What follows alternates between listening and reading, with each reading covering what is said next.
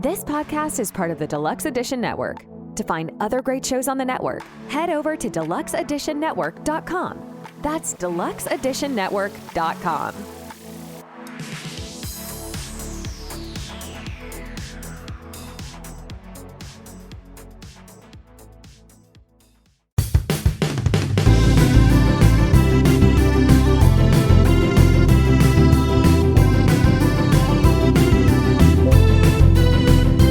If your friends are nerdy and you are nerdy too, I want to talk to you. Friends talking nerdy. This is the podcast making, public transit taking, kiss stealing, wheeling dealing, son of a gun, and favorite chew toy to Portland area canines. Tim the Nerd welcoming you to another episode of Friends Talking Nerdy, part of the Deluxe Edition Network. Head to deluxeeditionnetwork.com to find out about all of the shows on the Den. And seated next to me, in a victorious mood, still in an afterglow of victory after coming home, screaming at the top of her lungs outside of her car, we are the champions. We have the greatest legal mind in the Pacific Northwest, Professor Aubrey. Wow, that was quite an introduction. Well, you definitely have something to celebrate. You know, it's true, Tim. It's true. I have recently been involved with settling the contract for my union, between my union and my employer. And what we ended up getting, we feel like is a good deal, a fair deal for our members. And so that was wonderful. And yeah, it felt like a huge victory. Yes, I mean, like the final night in question to where the tentative deal was reached, like you went to work a few hours before I did, and then got home 3 hours after I got home from work. But after all of that work, you know, I mean, I was prepared for you to be utterly exhausted, but I think with what you were able to accomplish with the rest of your team members on that kind of just got the adrenaline flowing. Am I correct? Oh, for sure. Yeah, it's very hard to. Yeah, we were there till 10:30. I think we signed it at 10:39 or something. And was very, very tired, but just really buoyed by the whole experience. And I'd had 3 cups of coffee. Within a 20-minute span? No. But it was really wonderful. You know, the whole experience has been really wonderful. Being on the bargaining team for my union, I got to be with this really great group of people every week for a long period of time. We spent a lot of time just in the room by ourselves hanging out because my employer took forever to do things. And so they'd be gone for 5 hours and we just eventually have talked about everything we could possibly talk about the bargaining and would just spend time together, you know? Nice. And it was awesome. Now, was this the first time you have ever been involved in union work like this? Yes. Okay. This is the first time. This is my first employer that had a union. What would you say have been the biggest learning points that you've encountered during this process? Put the professor on the spot. You're asking, you know, what have I learned, maybe? I definitely learned that I'm pessimistic, which is something that I knew before. I've always been like this. I'm very pessimistic when it comes to my work. Like, I never thought I would win the lawsuit that I won, for example, or I never thought I would graduate from law school, like all of these things. So I'm pessimistic, and what I thought was that it was not going to go as well as it did, and I was always feeling nervous towards the end because I was afraid that we would end up in a strike, and I didn't want to be even partially responsible for that happening because it has such a profound impact on people's livelihoods. But people were very willing to do it. Over 700 people in my 1,400 person union signed a strike pledge months ago.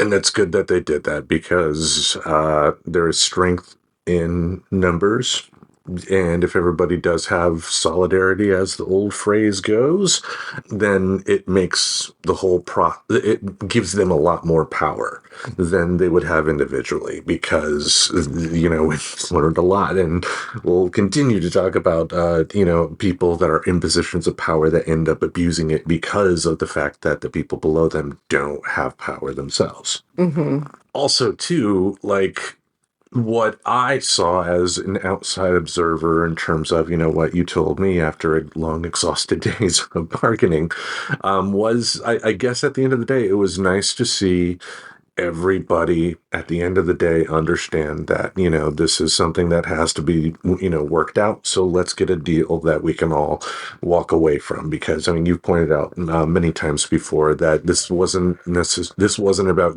getting everything you wanted. It was getting something that, as defending your position as much as you could, while understanding that compromise is something that is going to occur.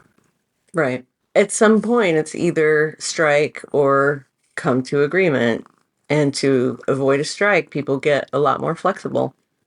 Indeed, indeed. So I, for one, wish to offer you, for your role as part of the collective, the utmost congratulations that I can, because I've seen the amount of work that you put in, and you...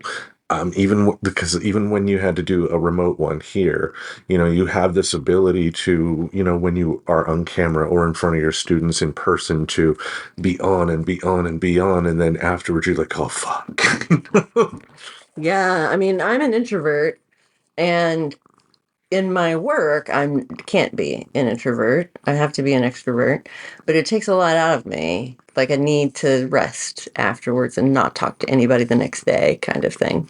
Yeah, kind of like me in retail. But there's a reason I'm no longer in retail, and dog toy now. You're a dog toy. Chew toy, at least. Anyway, so congratulations. Thank you so much, and congratulations to all my fellow bargaining team members. Indeed. And organizers. I was going to say members of the bargaining unit, but I said bargaining team members because I was saying bargaining. Anyway, everybody did their part, and so it was a big victory, and we all get to share in it. This is really wonderful. Nice. So glad to hear that we had a successful resolution there. Now, last week on our episode, when we did the watch along with the 2018 Women's Royal Rumble, we did open the show talking about the fact that allegations against Vince McMahon had been made public. Yes.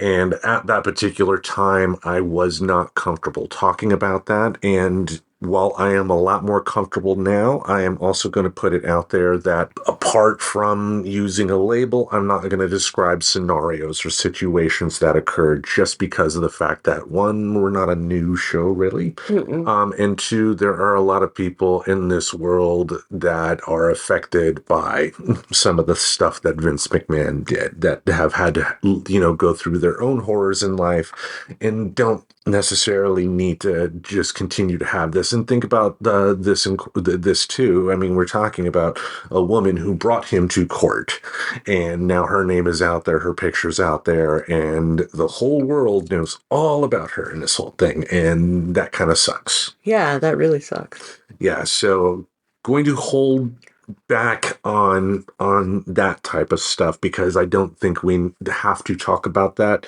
to talk about how much of a fucking monster that person is. And just in a lot of ways, it's like, maybe I should have seen this before.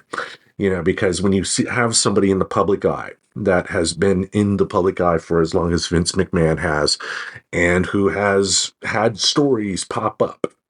In the 80s, there was an allegation by the first female referee in the WWE, a woman by the name of Rita Chatterton, that Vince McMahon had his way with her against her will. It wasn't, she didn't bring it to authorities at that particular time. And in fact, recently, because of a change in New York law that temporarily took away the statute of limitations for cases like that. He was able to sue again, to sue him properly, and ended up with a settlement. But there was that. There was also in the 2000s another story that happened in Florida with a tanning bed manager or something like that. A tanning salon or something like that. For the most part, what you heard, and especially from Vince himself, was the fact that he was a womanizer.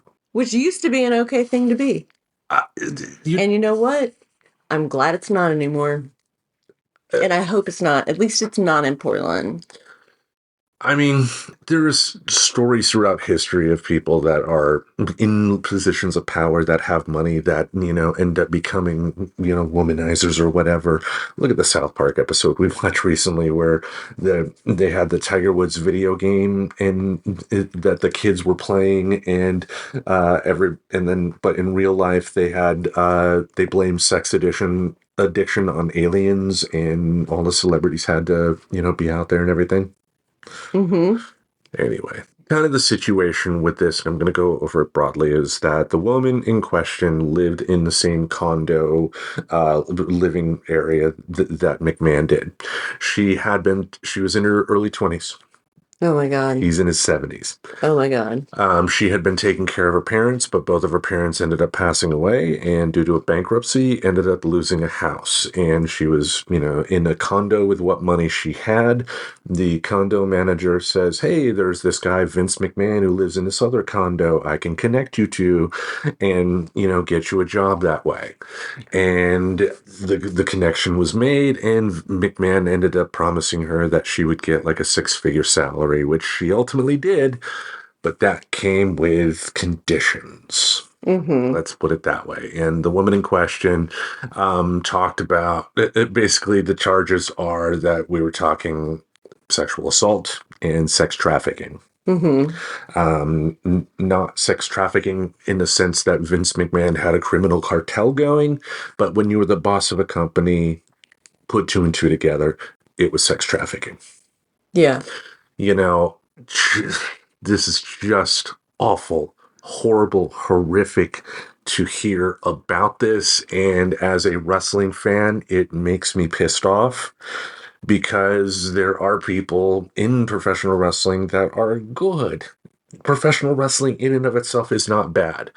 But when you have someone that has been in control of a company like this for the longest time and do such depraved things, and then you hear stories that, essentially what the woman is alleging is that, because she's not only suing Vince, she's suing the former head of talent relations as well as the WWE corporation itself about this. And basically she is insinuating that there was a culture there that protected McMahon no matter what.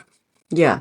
Now, I did do some research and found out that the WWE actually employs, and not the independent contractors, what they call their wrestlers, about 800 people. And that's people that work in the office building in Stamford, Connecticut, that the WWE owns. So I can accept that maybe not everybody knew all the dirty, gory details here. Right. But again, though, it was a culture of cover-up when, especially for a publicly traded company, someone engaging in the type of behaviors that he was doing is a big freaking no-no. I mean, Wall Street doesn't have many morals, but something like this is usually one that can get a CEO into a lot of trouble.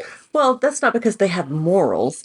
That's what I'm saying, yeah. It's because the consumer is going to react negatively to that person. And so then they don't want to be associated with the person. Thankfully, that is kind of what's happening here, because when the allegations hit, WWE's longest running sponsor, Slim Jim, said, "We're pausing all of our ads." Because Vince McMahon no longer owns the WWE, it is owned by a corporation now called TKO. He was given a choice of resign or you're fired. And, McMahon ended up taking resigning. And but he's probably a large shareholder. He is the largest individual shareholder at 11%. There are other brokerage firms. So he owns 11%. He's benefiting 11%. Yes, my understanding though too is that because of how he had to leave the company, there are ways that basically what the company can do is either take him to court for like a morals clause if there was one in there, or basically buy him out. But that would be the plan because, yeah, to your point, if they just let him resign and did nothing, he's still associated. He's still making money. So why should the consumer give money to a guy who did such horrific things, right? But in order for the WWE to get past this as an organization, they have to clean house and bleed that place dry of anybody that even is suspected of covering for this person, even if they just thought that he had a side piece, he had an extra girlfriend that he didn't want the wife to know. You don't allow that to happen. Of course not. But it happens, folks. And I think the big story here, though, is that ideally people should be fighting for laws to be in place that holds people like him a lot more accountable. Because how in the hell is he successfully able to make a woman sign an NDA for the horrific things that he ended up doing? And that's another thing about how stupid he is about this, because she signed an NDA. She did. And he was ordered to pay her $3 million that he was going to pay in 3 installments of $1 million. He paid her the first $1 million. Then the initial Wall Street Journal story in 2022 came out, and he apparently just decided on his own that she must have did it and stopped paying her. Right. The only reason this lawsuit is here is because he didn't pay her. Right. He didn't pay under the contract, and now she's like... She's like, I'm going to spill the beans. And her attorney was interviewed on Good Morning America and said that they have been in contact with other, other women that have worked at the WWE that say they have similar situations. One person that was named in the lawsuit as a defendant, the former head of talent relations, his lawyer ended up coming out with a statement stating that, if you think, essentially stating that my client is a victim here too, because his boss told him he must do this type of deal, which is not necessarily going to get too much sympathy from the general public based on what is alleged on what he did, but legally does have a point. And that should be taken into account, and his lawyer should be fighting that. But like, Vince McMahon's only response in this, if he truly did not do this, is to use every single penny that he has in his bank account to fight this, because anything short of taking this woman to court and proving that she is lying beyond a shadow of a doubt, to me is 100% admission that he did this. And at that point, I mean, it has to be questioned. I mean, like, she's... Right, because he can afford the lawyers. He can, and that's how he had the power, because, in like the text messages that, he sent her in the 67-page court document, there were copies of text messages that were just fucking horrific, but he threatened her. I got lawyers. A guy named Jerry, the WWE chief legal counsel, Jerry McDivitt, he said that he would just use that guy to, cover up any sort of issue that he had. So maybe, there needs to be some investigation there. But what I'd forgotten once this news hit is that last August, the FBI raided McMahon's home. Oh, right.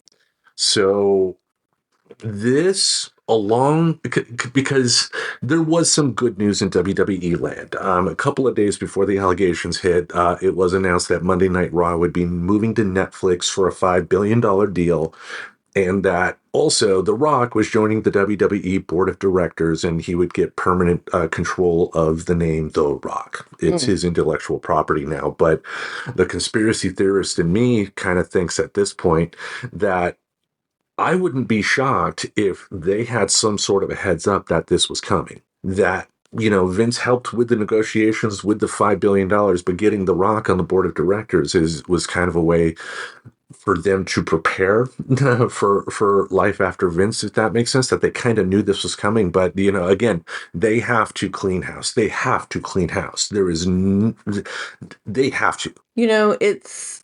It's not great that this is the kind of thing that one might expect from someone involved with professional wrestling because I think it's seen as not moral. Do you know what I mean? Like they're fighting each other for money.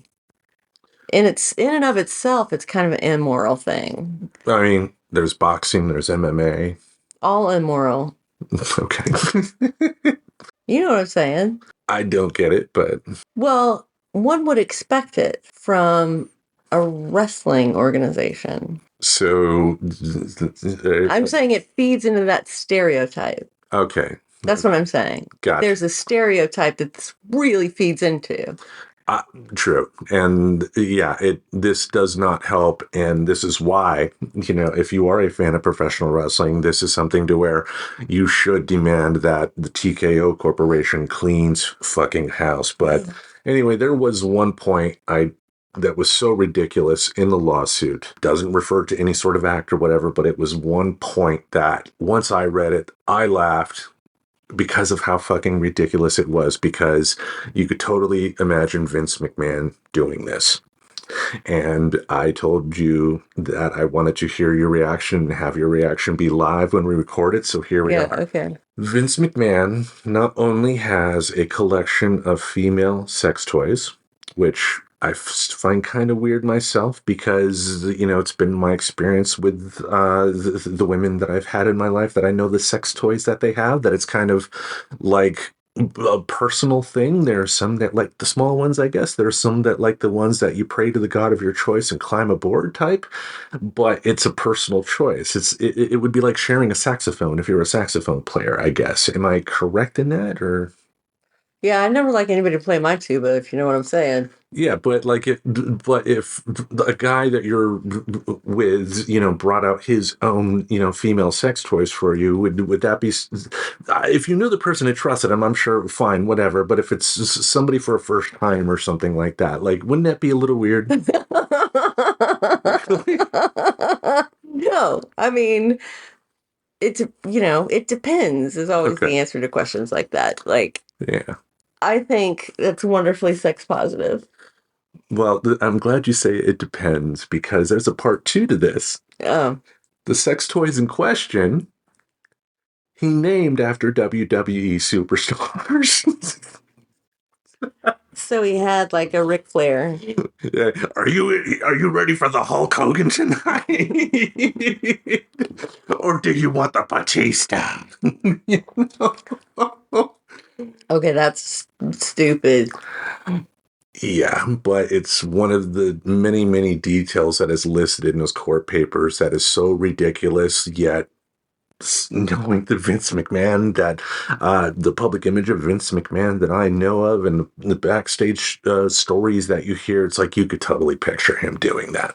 Sure. I mean, I could picture him doing that. I don't know anything about him except what he looks like. Yeah, and your first reaction when you saw him?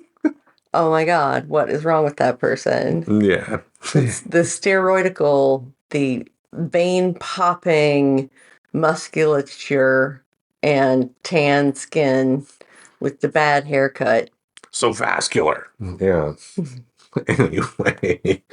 All right. So enough of that. It's a serious topic, folks. And, if you are a person that is, dealing with some of the situations some of the things that like this woman went through, that she went through, there are wonderful organizations out there that can help.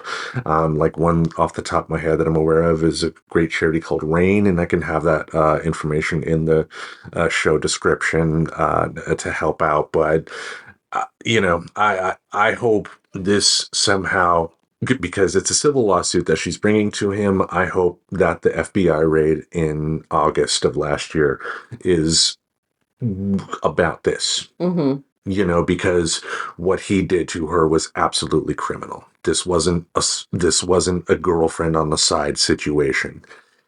He broke fucking laws because he felt he could. And I think that's another thing to point out too, politically.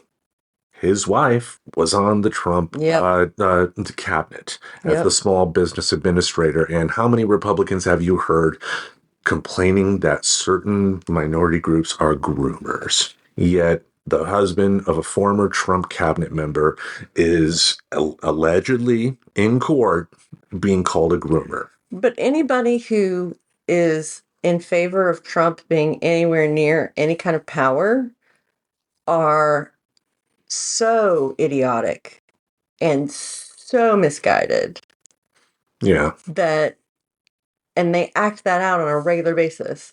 So, are they going to be disturbed? No, they're going to say it's a conspiracy. It has something to do with Trump because she was on Trump's cabinet, and so they're out to get her, which means they're out to get him. And so this is all a cocked up story, when really he didn't do anything at all. You know who I blame? Taylor Swift. Anyway. But you know what I'm saying? Like, that's exactly what they would say. Yeah, I mean, there are plenty of wackos there, but speaking of that, just kidding. Apparently, approximately 50% of the Republican Party is wackos. Yeah, if not more. Anyway, how about we send it over to one of our friends at the Deluxe Edition Network? Hey, that sounds good. All right, sit back, relax, and enjoy this message. Hey, this is Casey Shearer. And this is Ray.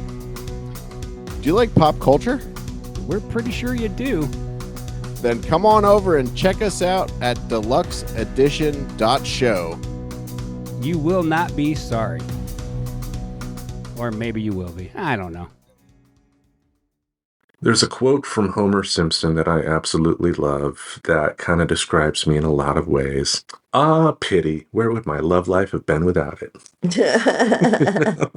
Going through romantic relationships, serious or otherwise, I mean, you can have a casual romantic relationship that is still very much respectful, people. You are bound over time to find rejection, and rejection hurts. Oh my gosh, rejection is one of the worst things you can feel. It's sort of feels like physical pain. That's how emotionally disturbing it is, or distressing, I'd say. Yeah, it definitely can. I mean, because the times that I've been rejected to where it hurts the worst, like your brain goes into overdrive. All you can think is about everything about that person, and like, why did they reject me? What if this happened? What if this happened? Or you're thinking of ways to try to get back in their good favor, or maybe you're upset and think, oh, what can I say on social media to make this person mad now? Blah blah blah, type of deal. But In some way, being reactive. yeah. Yeah. But what we wanted to do is go back to our good friends at Psychology Today, great resource, and discuss an interesting article we came across from Michelle P. Maidenberg, PhD, among other accolades, 8 ways to manage rejection. Nice. Yep. So what we're going to do is go through the bullet points here, as the title implies. There are 8. Ooh. Go back and forth, read the bullet points, and then start a discussion. Did you want to start, or did you want me to start? I will start. All right. Number 1. So number 1 is to practice acceptance. Instead of ruminating over why it happened, how it happened, or how it shouldn't have happened, which helps your mind avoid the pain, sit with that it did happen. Be willing to sit with the discomfort and get in touch with the emotions it's bringing up. What's it triggering for you, and how you want to show up in your life and be. If I could do this acceptance thing, I think I could achieve world peace.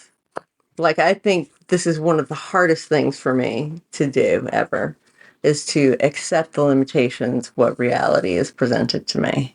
I totally understand that. I think it takes a lot of practice over time, and you will never get to a point to where you will be 100% successful. What I think I found for me, how this kind of helps is, especially the past few years with the rough decade I've had. Let's put it that way. A lot of it brought on by myself, folks. So no pity here. But what I have found works the best is to try. Is understanding, doing your best to go out of your way to pull back the lens some and not be so focused on your feelings in the moment, as this it kind of implies the ruminating type of deal. And I guess try and look at it as objectively as possible. And the times I have tried that, sometimes have been after I've been emotional, but I think it has allowed me to get past that emotion and accept the reality of that rejection a lot faster. And I think that has been, it's bumpy. It's bumpy, but I think it has been beneficial for me in a lot of ways. Oh, sure. Yeah. I mean, acceptance, that's what I'm saying. I think if you can do it, it improves your life in innumerable ways. Agreed. Because once you come to that acceptance, then you can understand that you can move forward. And one thing that I've been trying to talk to my youngest about, who is almost 18 himself, and like any kid his age, is going through a lot. And, he's had a rough couple of years himself, and he's found himself ruminating on the mistakes he's made over the past couple of years. And what I've done my best to, and who knows in the long run how this is helping. I guess I'm not trying to pat myself on the back, but I'm just trying to remind him that the sooner you can accept the fact that you did that, the sooner you will be able to get past that, learn from that, and become better. Sure. But part of it is you have to accept where you're at and who you are. You don't have to be that forever, but you have to accept yourself as flawed as you may be. Like, you can't look at it as something that you can improve yourself out of. And also, too, accept that, if we're talking about stuff like romantic relationships, accept the facts that have been presented to you as to why the rejection is happening. The sooner you can do that, the better, because it could just be something as simple as we've grown apart. And if you've grown apart and you have no interest in their, in their life journey or vice versa, then it's good that it happened. Accept that and move on. And, anyway. Yeah, acceptance, very important. Indeed. Shall I go on to Yes, number please. 2? Okay. Process your feelings and link them directly to your values. Recognize the feelings that are being evoked and contemplate as to which values they are rubbing up against for you.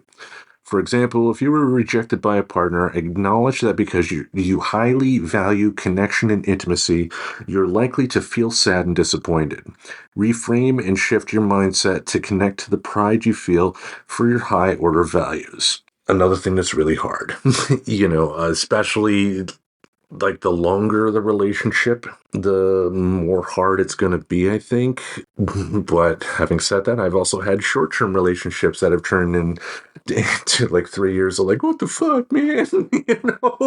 So but what on the flip side, in those situations, I also didn't really process my feelings as I should have. I think if you do go through something serious like a breakup with a partner, or something like that, the advice I would give to my kids or to anybody that would listen, go to therapy.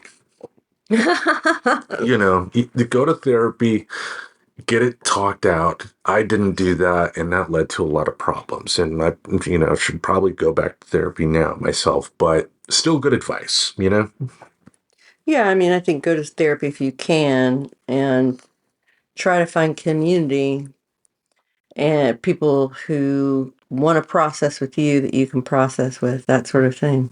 And, I really like this changing an outlook of, I'm a sad sack and disappointed and get angry about that emotion, that I'm feeling that emotion.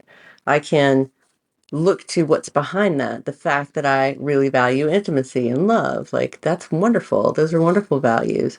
Or maybe, I feel left out and sorry for myself when I could just as easily look to my values as to why that might be. Like, I value community. And that's a good value. And so when I feel left out, it's an attack on that value, really. I get that. And too, like, a value for one person may not necessarily be a value for another. And the value itself is not necessarily, it's not like if you don't agree with it, it's a sin or something like that. A value could be maybe you want to go horseback riding every Saturday, and if the other person doesn't want to do that, then you got something to think about, right? And that's benign, but you get my point. Yeah. Yeah. How about you go ahead with number 3? Thanks, Okay. editing. Cool. Number 3, instead of solely focusing on what you didn't get, also expand to consider what you need and deserve. We tend to take things personally and feel wounded after being rejected. Empower yourself to think about what needs aren't being met and what you want and need going forward. Sometimes this requires flexing and considering plan B, C, or D. Yeah, we tend to take it personally. Like, it's really, something that is hard not to take personally that someone does not want to be with you romantically, for example. Of course, you feel wounded after that. How can you switch that around? Think about what it is you need out of a relationship that those relationships are those needs are not being met, because I don't know why. I don't understand this one really. I kind of do, and I would say think of it like a job. If you applied at a job for like a supervisor role or something like that, and you ended up not getting it, and someone who got it didn't have the same qualifications that you did, like that doesn't, or even if they had the same qualifications, it's irrelevant. I mean, it's accepting the fact that you are not a horrible person because you didn't get that particular role, and also talking about what you need and deserve if by not getting that promotion, you feel that maybe working at this particular company isn't what I need or deserve, then you've learned something valuable there, because, rejection long term, if we pull the camera back and not focus on the day in question where you're getting that rejection, could lead to much better things for you than if you got that promotion and then ended up in a miserable place where people that didn't really want you there to begin with. And I mean, you could say the same thing about everything, particularly relationships. Yep. Like, why would you want to be in a relationship with somebody who doesn't 100% want to be in the relationship with you? So why aren't you grateful that you got rejected? Because at least it saves you from that. Yeah, I mean, from doing mental gymnastics to try to get the attention of somebody that doesn't really want it. So yeah, we did it. We did it together. Yes. All right, shall I go on to number 4? Yes, please. All right, treat yourself compassionately. When you're acknowledging the pain and grieving the loss, give yourself kind and empathetic words of support and encouragement. For example, you can say, "In this moment, I'm struggling. It's understandable for me to feel this way based on what's important to me. I honor myself and my needs." Another thing that's hard to do, but it is important, like especially with like a romantic rejection, it can sting, it can hurt, and it can make you say, am I really a bad person that, the What's person. wrong with me? Exactly.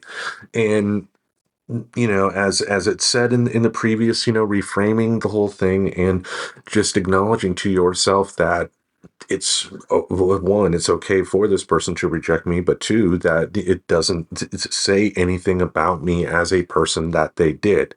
It's just, in a relationship, there are needs, and if the needs can't be met, it's best to move on based on the severity of the need, of course. Yeah, absolutely. Absolutely agree. Good point. All right. Would you like to go on to number 5? Yes, please. All right. These are complicated.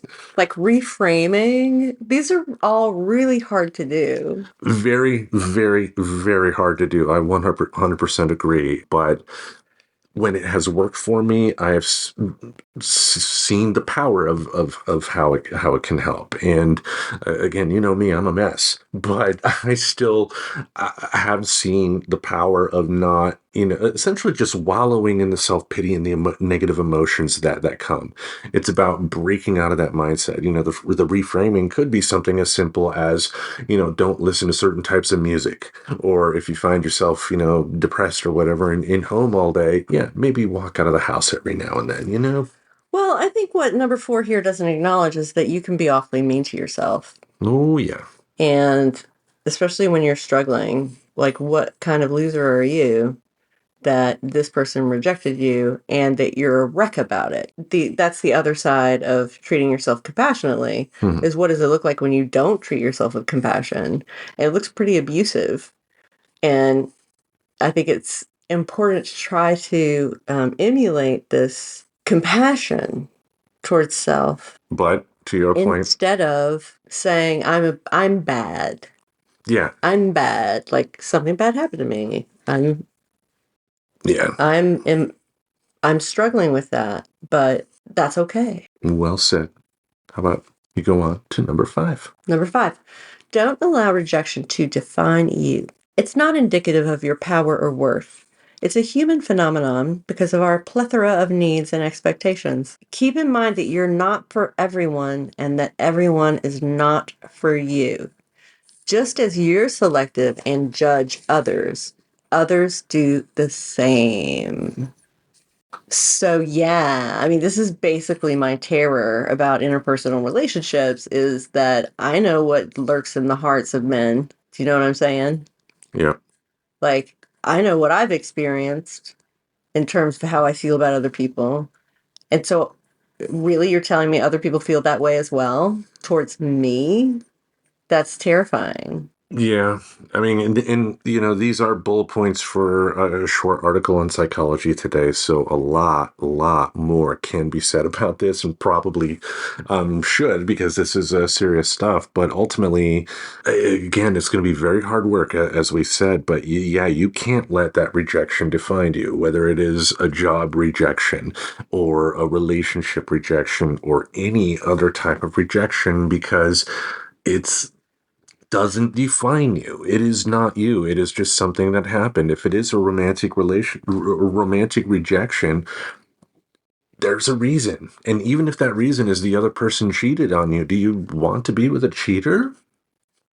I mean, there are people that feel rejected by someone who's done that to them. And, yeah, I'm sure, anecdotally, you could point out, people that cheated and got back together and everything was well again. That's great for them. But generally, if you do have that happen, it's best to just break it off, avoid them, don't speak to them again, and understand that their choices as human beings do not define you. But again, it is horribly tough. Yeah, it's easy enough to say all these things. Yeah, I mean, again, like I said, folks, I'm a mess, and yet I'm trying to talk about this because it is important, because people don't talk about this. Like, my parents didn't talk about this type of stuff. Their parents didn't talk about this type of stuff. And yet it's stuff that is like the human condition. It is stuff that we all experience. And because of that, it's vital to talk that way, because it could be in a situation like this, easily, it could be the situation where somebody realizes somebody else thinks that way too, and that opens the conversation and makes it easier to talk about this stuff. And if you are able to talk about your feelings of what it's like being rejected, guess what? 9 times out of 10, if you have that ability to talk to somebody, good things will happen. So yeah, maybe you don't go to a therapist necessarily, but if you have a good friend that you can open your heart to, take advantage of that. Right, but not too much. Like, you've got Realistically, to, be aware of your impacts on other people and try to dole yourself out in appropriate bite-sized bits and servings. pieces. Yeah, I mean, yeah, at least bring a pie. Yeah. I don't know. A If pie you come will and bring a pie. Yeah, a pie will solve everything. All right. Shall I go on with number 6? Yes, please do. All right. Be curious about your expectations and attachments. Notice what they are. Recognize if your shoulds, ought to, and must are putting you in a position of being rejected or rejecting. For example, you may need to exercise greater flexibility and expansiveness so that you can cope with circumstances and people not turning out to be the way you expected. I can imagine this happens in romantic relationships a lot. Imagine the conservative guy that went to church and thinks that women should, be subservient to men, and they ought to do this and they ought to do that. I'm sure he's awfully lonely, depending on the community he lives in, of course. But, expecting another partner to do something, that is something that you should think about. Like one, if this is important, what should I do to seek out people that would actually want to participate in that? Or two, don't for that particular example, but it is thinking about it. The example they give is about coping with circumstances and people not turning out the way you expected. And I think one of the things this is trying to tell us is that expectations and attachments, they're going to disappoint you. If you have expectations, they're going to be disappointed. If you have attachment to a particular person and that person leaves, you're going to suffer. Whereas if you weren't attached, you were rather choosing to be together with that person as a complete and whole person yourself. And this kind of also sounds like people that kind of are, when it comes to like a romantic relationship, they fall in love with an idea of the idea of the person they want and not the person themselves. Like if you think, like, oh, this person that I want to be in a romantic relationship with, says they don't want kids now, but I can work on them. Right. That's terrible. Yeah, that's something that you should, one, don't do, but two, really think to yourself, if you are with somebody that doesn't want kids and you do at some point, you're setting yourself up for failure. And either find a workaround that works for everybody, or maybe it's time to go with someone else. It's always time to go with someone else. That's right. Party up, baby. How about you go to number 7? I'll go to number 7 with myself. Naughty girl. Hey. Keep putting yourself out there no matter what. There are obvious health benefits to being socially connected. According to the CDC and prevention, research shows that social connectedness can lead to longer life, better health, and improved well-being. People who avoid relationships and rejection often pick up maladaptive behaviors, such as cutting themselves off, people-pleasing, and not setting boundaries or expressing their needs. If it's understood that rejection is part of life, it's not to be avoided. Lean in when it happens and be proactive. Continue to make strides to build your confidence and resilience by taking risks and proving to yourself that you can effectively cope with rejection or any other challenge that crosses your path. Yeah, it's just tiring thinking about it. But thinking of, examples in history to where it was, where people did this and it turned out for the better for them, because let's go to our favorite music group, the Beatles. They didn't just walk into the very first record company, they could and get the immediate deal and everything was gold after that. They were trying, like a lot of bands, for a number of years to be able to get a record contract until they found somebody that did. And even in America, I think it was Capitol Records in America, owned by EMI in England. Capitol Records didn't release the first Beatles singles in America because they didn't believe in the band. Another company ended up doing it. I think it was called VJ or something like that, but I could be wrong. But oh, wow. Yeah, but lucky them. Think about all the people like in pop culture like that who just fought for years and years and years and did not give up until they had that one person catch them at that one time, and then everything bloomed from there. So that's, that we could take that to heart here on the show. For romantic relationships, like I've talked about before, after my divorce, I didn't think anybody would want me. And I was hilariously wrong. Thank goodness. And it's like, you got to continue putting yourself out there. Like if you don't get a promotion at your job, either accept the fact that it wasn't for you, or understand that maybe you're not a right fit at job A. Maybe you need to go to job B.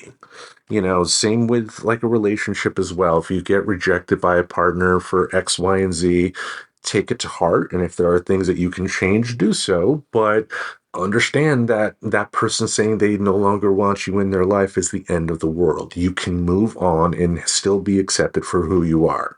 And who you are over time will change too. Absolutely. Yep. All right. Shall I go on with the last point? Yes, please. All right. Take away a lesson from your experience. There is always something to be learned from our experiences. You may better understand why you were passed up for a promotion, why your friend was disappointed by your behavior, or why your child is suddenly distancing herself from you. These lessons can contribute favorably to better understanding yourself and facilitating your personal growth and improved future.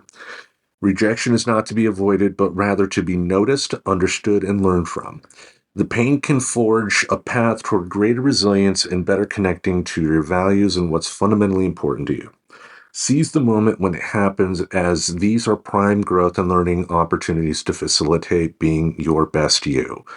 I'm glad they mentioned the parent situation, because there are a number of parents over the years. I know my mother was guilty of it for a while, when I didn't talk to her for 5 years. And also my sister has distanced herself from, our parents. And, I haven't talked to my dad since for almost 20 years now, deservedly so.